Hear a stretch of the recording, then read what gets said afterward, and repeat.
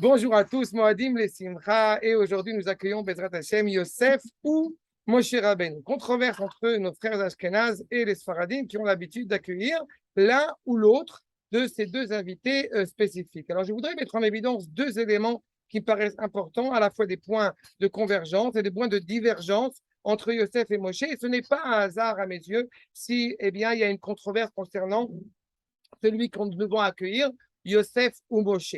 Si effectivement nous acceptons, selon l'ordre chronologique, l'idée que Yosef soit l'invité aujourd'hui, eh bien c'est en suite directe de cette aspiration à l'unité des valeurs développée par Abraham, puis mise en place par Yitzhak, et enfin dans la maison de Yaakov, avec Yosef qui est l'édifice de la Torah par excellence. Cependant, on sait aussi que la question peut s'imposer, est-ce que pour être un juif à part entière, faut-il la Torah ou faut-il Eretz Israël? Comme nous savons, Moshe est celui qui est l'investigateur, celui qui va sortir le peuple d'Égypte quand justement avec son seul objectif de nous ramener en Eretz Israël, comme cela avait été indiqué à ce même Yosef, pas code, pas kadeti, pas code, ifcode.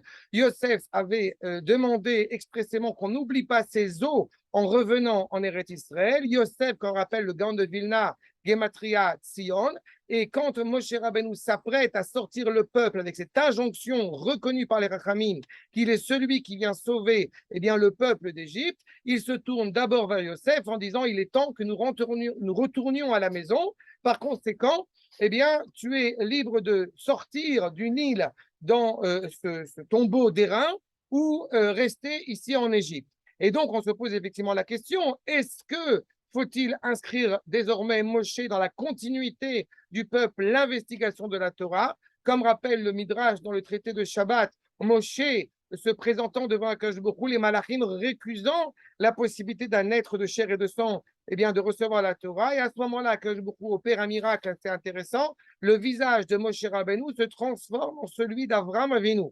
Puisque vous, les anges tutélaires, vous avez mangé chez Abraham, seriez-vous aussi ingrat de ne pas accepter de lui donner cette Chemda Gnouza, cette Torah, ce cadeau exceptionnel? Donc on voit effectivement ce point de convergence entre la valeur essentielle de la Torah chez Yosef, qu'on retrouvera aussi chez Moshe, mais le point de divergence malgré tout entre Moshe et Yosef concernant la destinée de nous ramener en Eretz Israël. Cependant, ne pensons pas une seule seconde que Yosef pourrait avoir un doute ou un problème ou une frilosité à l'égard d'Eretz Israël. Qu'à cela ne tienne, en témoigne dans nos maîtres sur le fait que pourquoi est-ce que les eaux de Yosef sont-ils ramenés en Eretz Israël alors que les eaux de Moshe Rabbeinu, eux, sont dans un endroit, semble-t-il, dans la tribu de Réhouven, au-delà du Jourdain, mais dont nous ne connaissons pas exactement l'endroit? Eh bien, nos maîtres rapportent ce témoignage absolument terrible sur le fait que quand Yosef est présenté en Égypte,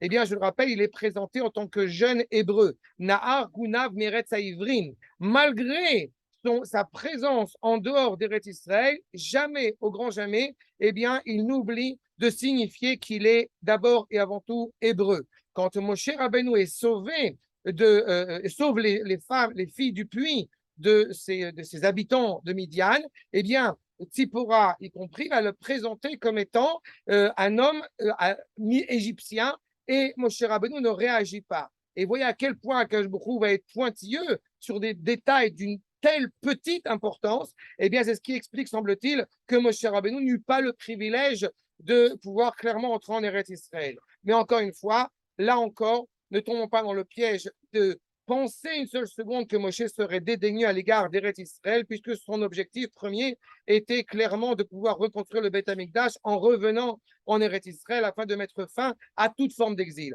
Donc que Dieu fasse justement que nous soyons impliqués entre la personnalité de Yosef et de Moshe pour clairement vivre cette parole de Torah ici, Baruch Hashem, en Eretz Israël, Moadim, les Simcha. Shalom.